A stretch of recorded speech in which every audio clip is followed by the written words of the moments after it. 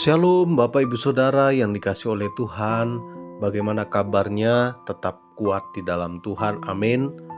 Hari ini kita akan kembali merenungkan kebenaran firman Tuhan. Mari kita berdoa.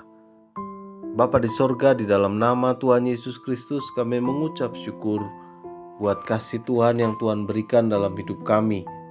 Kami mau duduk diam mendengarkan firman-Mu. Firman-Mu menjadi kekuatan dalam hidup kami. Dalam nama Tuhan Yesus Kristus, haleluya, amin. Firman Tuhan hari ini berjudul Bertahan di Tengah Kesukaran, bagian 2. Daniel pasal 6 ayat 17 mengatakan, sesudah itu raja memberi perintah, lalu diambillah Daniel dan dilemparkan ke dalam gua singa. Bapak Ibu Saudara yang dikasihi oleh Tuhan, dalam doa juga terkandung kuasa menghasilkan sesuatu yang mustahil menjadi mungkin. Hana adalah wanita mandul yang secara manusia mustahil dapat memiliki anak. Tapi karena ia tetap bertekun dalam doa, perkara yang ajaib pun terjadi. Tuhan mendengarkan seruan doanya, sehingga mengandunglah Hana dan melahirkan seorang anak laki-laki. 1 Samuel 1 ayat 20 bagian A. Kata Hana, untuk mendapat anak inilah aku berdoa, dan Tuhan telah memberikan kepadaku apa yang kuminta daripadanya. 1 Samuel 1 ayat 27. Jadi doa yang dilakukan dengan iman dan penuh keyakinan sangat besar kuasanya. Saat menghadapi kesukaran, kita harus makin meningkatkan jam-jam doa kita. Daniel pun melakukan hal ini. Dalam kamar atasnya ada tingkap-tingkap yang terbuka ke arah Yerusalem. 3 kali sehari ia berlutut, berdoa serta memuji Allahnya seperti yang biasa dilakukannya.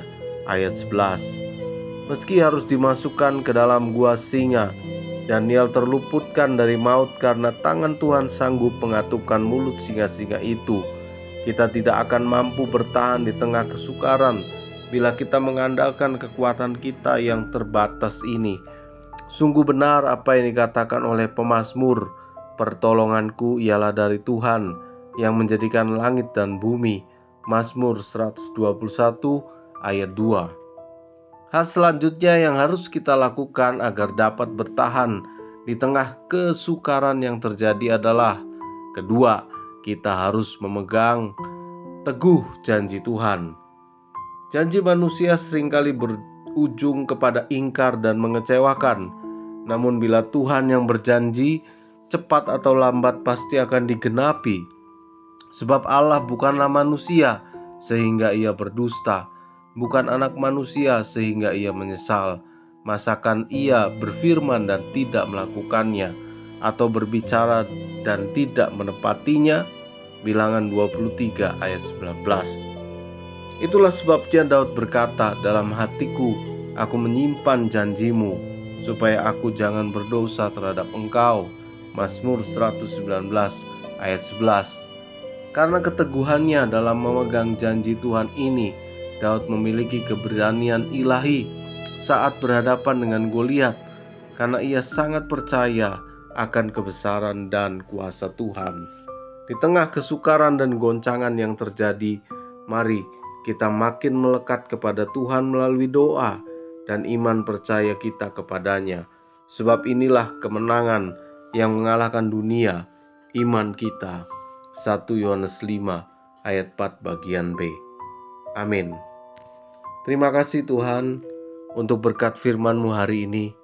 Kami yakin dan percaya ketika kami memegang janji Tuhan, kami akan menang atas kesukaran. Berkat Tuhan mengalir buat kami hari ini.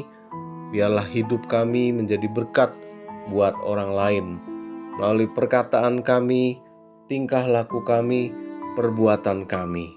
Di dalam nama Tuhan Yesus Kristus, haleluya, amin.